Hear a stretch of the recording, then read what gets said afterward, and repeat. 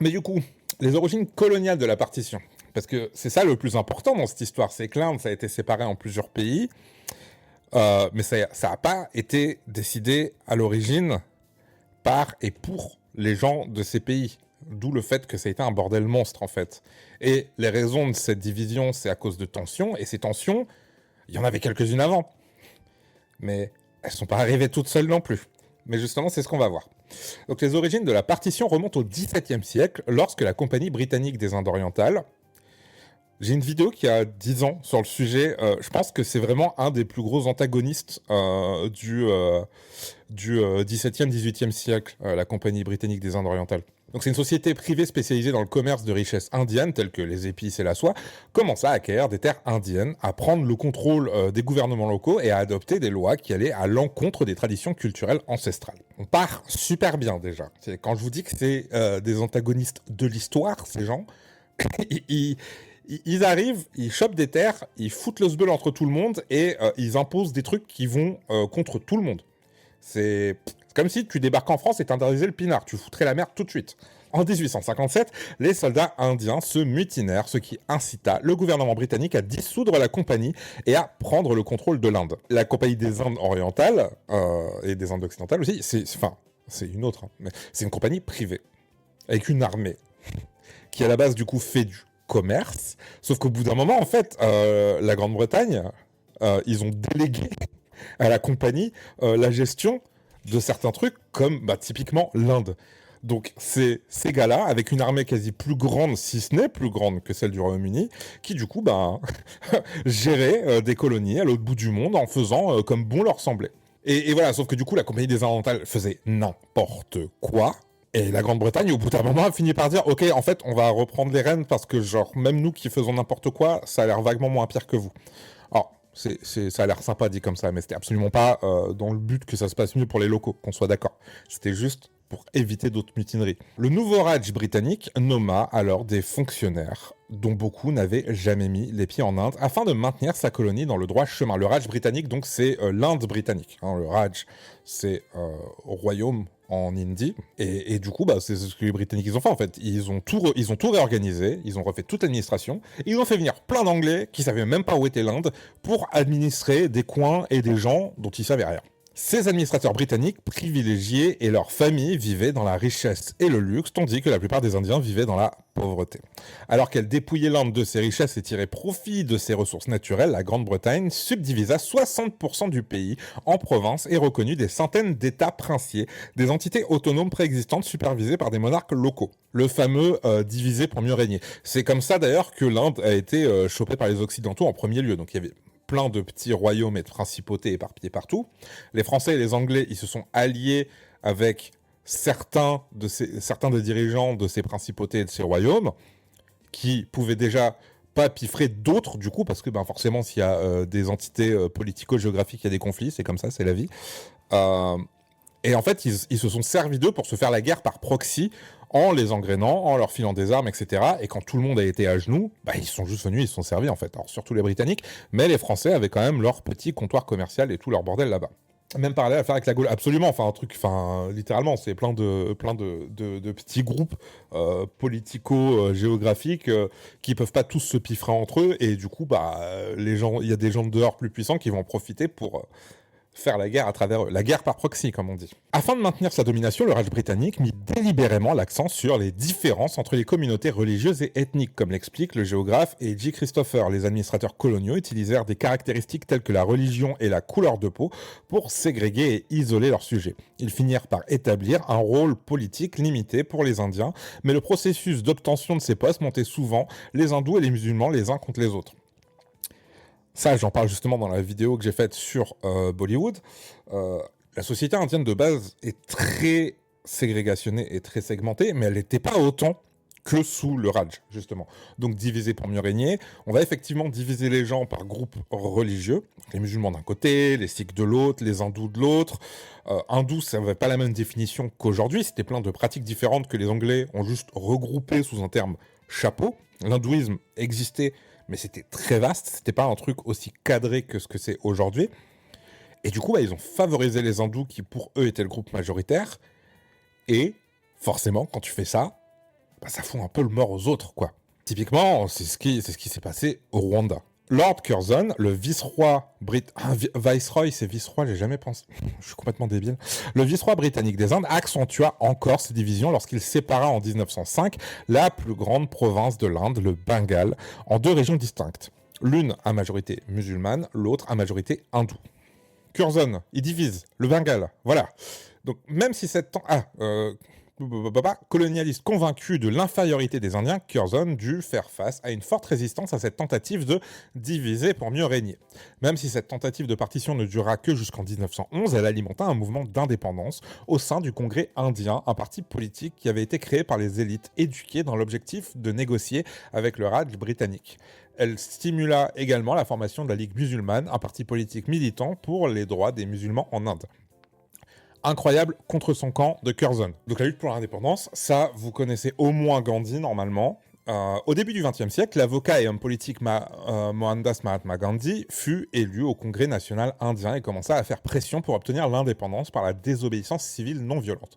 Cependant, les boycotts, manifestations et marches se heurtèrent à la brutalité et à la répression de la loi. Vous-même, vous connaissez. Les autorités britanniques tentèrent d'apaiser les nationalistes en émancipant davantage de personnes et en augmentant leur représentation au sein des gouvernements locaux. En général, quand tu commences à faire ça, tu sais que ta colonie, elle est sur la voie de la sortie. Ces réformes ne profitèrent toutefois qu'à un petit groupe d'Indiens. En 1935, seuls 12% des citoyens avaient le droit de vote. Par la suite, le Royaume-Uni entra dans la Seconde Guerre mondiale et entraîna l'Inde avec lui. Contraints de défendre les intérêts de leurs colonisateurs avec leur propre vie, de nombreux Indiens s'opposèrent à la guerre. Pour obtenir leur soutien, le gouvernement britannique proposa à l'Inde de devenir un dominion britannique, c'est-à-dire un État indépendant qui pourrait se gouverner lui-même sous la supervision des Britanniques. Le Congrès national indien rejeta ce projet et en 1942, Gandhi lança le mouvement Quit India, une campagne de désobéissance civile généralisée exigeant l'indépendance immédiate. La réponse de la Grande-Bretagne fut d'arrêter Gandhi et d'autres dirigeants et de faire du Congrès national indien un parti hors la loi, parce qu'on sait que ça marche toujours auprès du peuple, ce genre de move. Cette mesure se retourna contre... Qui aurait pu le prédire? Incroyable! Mais incroyable! Cette mesure se retourna contre les Britanniques. Peignez-moi surpris, comme on dit dans la langue de Miley Cyrus, hein, n'est-ce pas? Donc la répression poussa de nombreuses personnes qui ne soutenaient jusqu'alors pas l'indépendance à se joindre à la cause. Vraiment, les gars, ils enchaînent les contre leur camp, c'est un non-stop. Des émeutes et des détentions massives s'ensuivirent et le mouvement Quit India fut réprimé. Ils ont le pif, les Anglais, ils savent comment gérer ce genre de problème. Ce dernier, ainsi que la méfiance semée par une famine catastrophique au Bengale qui fit des millions de morts en 1943, famine causée par les Britanniques, mais ça, bon, c'est... Ils en parlent pas trop, les Anglais, de ça. Hein. Eux, ils ont amené des routes et des hôpitaux, ils parlent pas des famines et des millions de morts. Donc la famine et les émeutes et la méfiance, ça a convaincu néanmoins les dirigeants britanniques que l'avenir de l'Inde en tant que colonie obéissante était voué à disparaître. Franchement, ils ont mis qu'une quarantaine d'années à s'en rendre compte. Moi, je trouve que c'est quand même plus rapide que beaucoup de parents, tu vois. Je fais pas un parallèle colonisateur colonisé parents, mais il y a des parents, ils ont tort, et pendant 40 ans, ils vont te dire non. Hein. Non, je ne fais pas de trauma dump dans mon chat. Oui, c'est comme la famine en Irlande, c'est pas une cause naturelle, on parlera de la famine au Biafra organisée par la France. Non mais oui, il y a beaucoup de famines dont on parle comme si c'était un fait de la vie. C'est arrivé, c'est comme ça, alors que c'est littéralement... Bah, c'est arrivé parce que quelqu'un a fait quelque chose, en fait. C'est pas genre, la météo était pas bonne, il n'y avait plus de patates en Irlande, tu vois. C'est... Les Anglais... C'est souvent les Anglais, on va pas se mentir. Quand quelque chose ne va pas au cours des 200-300 dernières années, souvent il y a les Anglais derrière. Alors depuis 100 ans, c'est Américain, mais bon, bref. Deux visions de l'indépendance. Et c'est là que, justement, on arrive au début de nos emmerdes actuelles. Alors que l'indépendance de l'Inde semblait se rapprocher, les divisions entre le Congrès national indien et la Ligue musulmane s'accentuèrent. Gandhi et Jawaharlal Nehru, un autre dirigeant du Congrès national, pensaient depuis longtemps qu'une Inde indépendante devait être une nation unique et unifiée. Cependant, même si la Ligue musulmane était également favorable à cette autonomie, son dirigeant, Muhammad Ali Jinnah, abandonna publiquement la cause d'une Inde unifiée en 1940. Et ça, c'est effectivement l'œuvre de décennies d'imprégnation du nationalisme en Inde aussi.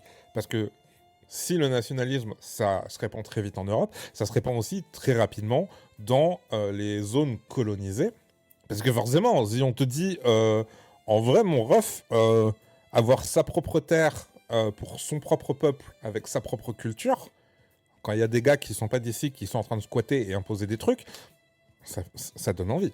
Ça donne envie sur le papier, tu vois. Les colonies sont un terreau très fertile pour le nationalisme. On va voir ça au Moyen-Orient, on va voir ça en Amérique, on va voir ça en Afrique, on va voir ça partout. Bien que le Congrès national indien, donc le parti de Gandhi, hein, bien que le Congrès national indien se présentait comme le parti de tous les Indiens, les membres de la Ligue musulmane craignaient tout de même qu'il ne représente que les intérêts des hindous. Selon Jinnah, une Inde unifiée offrirait aux hindous la possibilité de contrôler la minorité musulmane. Ainsi, le parti demanda l'autonomie par la création d'une nouvelle nation appelée Pakistan. Pakistan qui, d'ailleurs, je crois, est le seul pays dont le nom est un sigle.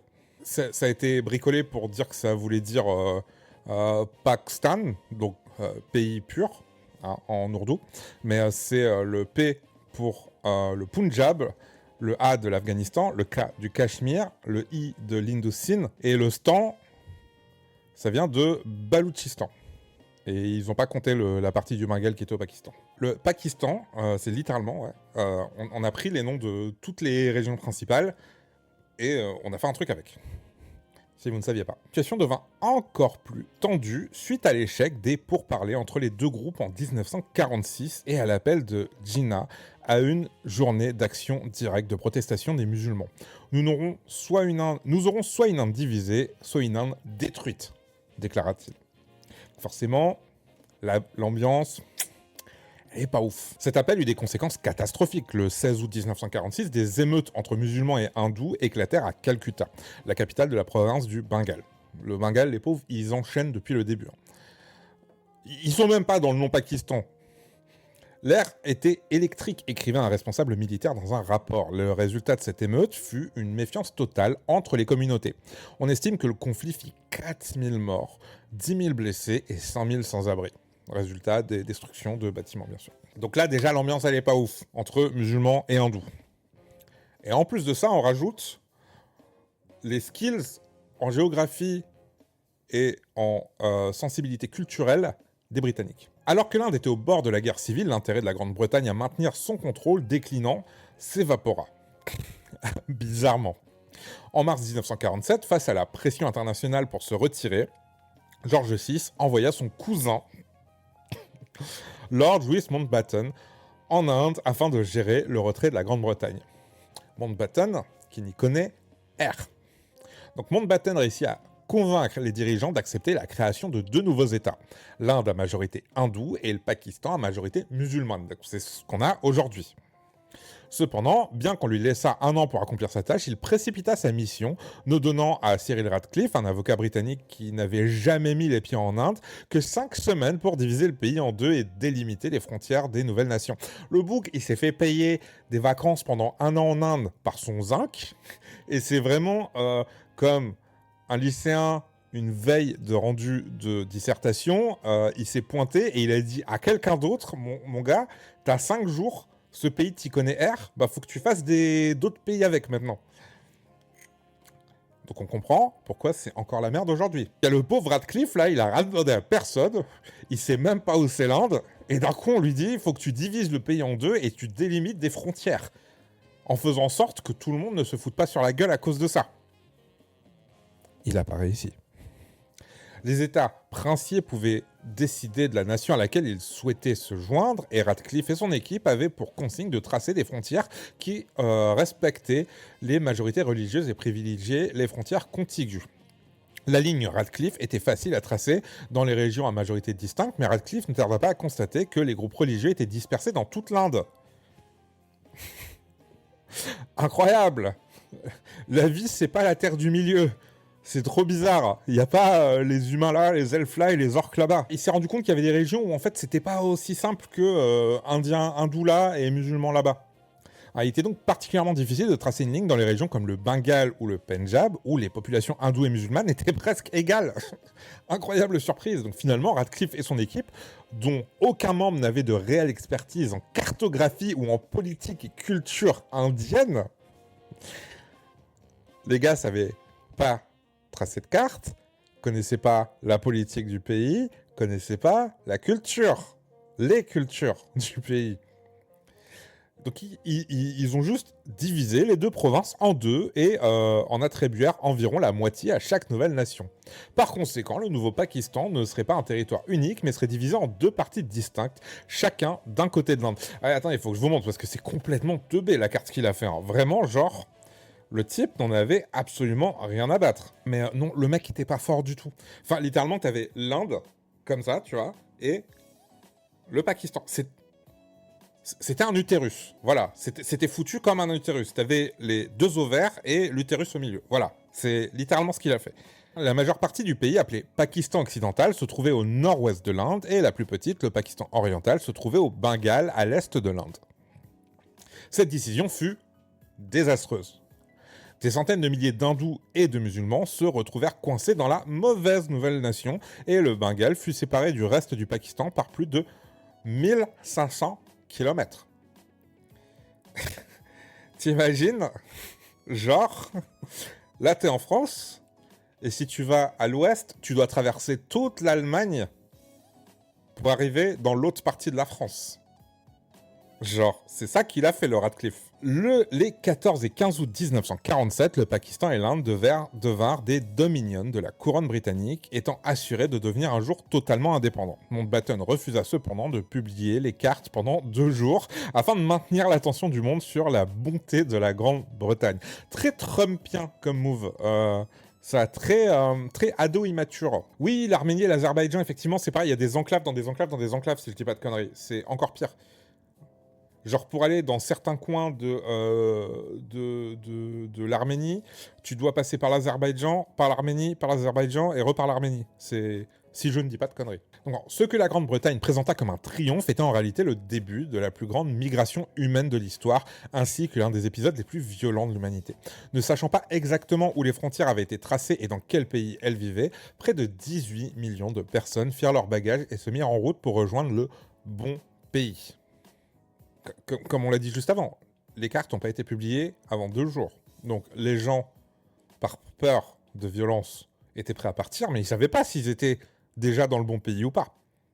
T'imagines? Et ça concerne donc, comme on va le voir, des millions de gens. La confusion et la peur qui en résultèrent attisèrent les tensions entre les hindous et les musulmans. Après des années de discours de plus en plus opposés, les vieilles rancunes devinrent mortelles et une nouvelle animosité éclata entre les peuples, dont les statuts de minorité et de majorité avaient soudainement changé. Des agresseurs enlevèrent et violèrent des dizaines de milliers de femmes, qui sont toujours les premières victimes en cas de conflit, on le rappelle. Des personnes massacrèrent des membres de leur propre famille pour des questions de religion, ou comme on a pu voir aux États-Unis aussi pour la guerre de sécession. Des foules attaquèrent des réfugiés et des villageois, mirent le feu à des bâtiments, pillèrent des maisons et des commerces et commirent de véritables massacres. La violence était particulièrement terrible au Pendjab et au Bengale. Au Pendjab, d'anciens soldats qui avaient combattu pendant la Seconde Guerre mondiale utilisèrent leurs armes pour le compte des élites locales qui, selon l'historienne Miteli Srinivas, profitèrent du chaos de la partition pour régler de vieux comptes, revendiquer des terres et assurer leur propre pouvoir politique et économique. Malgré le fait que les pays étaient techniquement des dominions, la Grande-Bretagne ne fit rien pour dissiper les violences. Parce que c'était plus leur problème. La création des deux pays, et malheureusement on n'inclut pas le Bangladesh dans cette histoire parce que c'est encore un truc à part, mais la création des deux pays, elle s'est déjà faite dans la violence. Dans la violence, dans la mort, dans énormément de soucis. Parce que les Britanniques ont juste filé la tâche de la création de ces pays à un type qu'on avait rien à foutre, qui a lui-même refilé la tâche à un autre type qui n'y connaissait R. Le niveau de respect. Donc selon les estimations, lorsque la violence s'estompa aux alentours de 1950, donc ça a duré 3 ans, 3,4 millions de personnes avaient disparu ou perdu la vie. 3,4 millions de personnes. Et les deux nations furent à jamais transformées. En 1948, Gandhi fut assassiné par un nationaliste hindou qui l'aurait jugé trop pro-musulman. Parce que Gandhi prônait la paix, il réclamait pas qu'on aille massacrer les musulmans, et du coup, c'était pas au service de l'Inde de faire ça. Pendant ce temps, la géographie inhabituelle du Pakistan engendra des tensions entre l'Est et l'Ouest qui finirent par déboucher sur la revendication de l'indépendance du Pakistan oriental. Abritant 56% de la population pakistanaise, ce dernier recevait beaucoup moins de fonds et avait moins de pouvoir politique que son homologue occidental. En 1971, après des décennies de discorde, le Bangladesh déclara son indépendance. il y a Pakistan oriental, Pakistan occidental. Normalement, c'est dans le bon sens dans la caméra. Donc, il y a le Pakistan oriental qui a la majorité de la population, mais qui reçoit moins de fonds, de subventions et d'aides que le Pakistan occidental. Du coup, bah forcément, il y en a un chez qui ça passe pas, c'est les tensions, et en plus il y a 1500 km entre les deux, on le rappelle, hein. Donc forcément, la séparation en deux états distincts, c'était pas si dur que ça à négocier. Donc, séparation entre le Pakistan oriental et le Pakistan occidental. Malgré les efforts du Pakistan pour réprimer le soulèvement, efforts qui déclenchèrent un génocide qui tua 3 millions de civils et une guerre sanglante qui dura 8 mois, le Bangladesh devint officiellement une démocratie indépendante et laïque en 1972. Bangladesh qui, si je ne dis pas de bêtises, je ne confonds pas avec un autre pays, a vécu une révolution l'an dernier d'ailleurs. Mais donc on a eu combien de... 3,4 millions de personnes disparues ou qui ont perdu la vie pendant la partition. 3 millions de civils, donc sans compter les militaires, qui sont morts pendant également la guerre pour l'indépendance du Bangladesh. Donc on est déjà à plus de 6 millions de morts dans cette affaire. Sur une période de 30 ans. De moins de 30 ans. Donc vous comprenez, déjà, les gens sont tendus, de base. Mais oui, ça commence à faire beaucoup. Et on n'est que dans les années 70, on le rappelle, c'était il y a 50 ans, là. Je suis juste il y a 50 ans. Dans les 75 années qui suivirent, les différents territoriaux entre l'Inde et le Pakistan continuèrent à couver, donnant lieu à 4 guerres et à des attaques transfrontalières permanentes. La partition est encore un sujet sensible pour un bon nombre de personnes qui la vécurent directement, comme Suri Segal. Si toute sa famille survécut et parvint à se réunir en Inde fin 1947, d'autres n'eurent pas cette chance. Les pertes et les souvenirs de ces jours sanglants et incertains hantent encore de nombreux Indiens, Pakistanais et Bangladais. Voilà. Donc ça c'est juste la création de l'Inde et du Pakistan et du Bangladesh. Donc déjà, ça part mal. Il y a des millions de morts, littéralement. Et les tensions... les pays commencent en tension, ils commencent sur ces millions de morts, et du coup, la tension ne redescend jamais, parce qu'en plus de tout ce bordel, il y a aussi des revendications territoriales entre les deux.